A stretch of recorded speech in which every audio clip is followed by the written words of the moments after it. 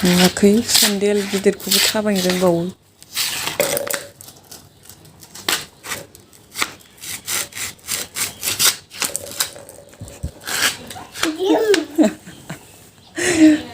मामा मा गानदों एफा गिदिर सेन्देला ओइ सोरनि गोदान ओइ खोलाय थाङो इखौ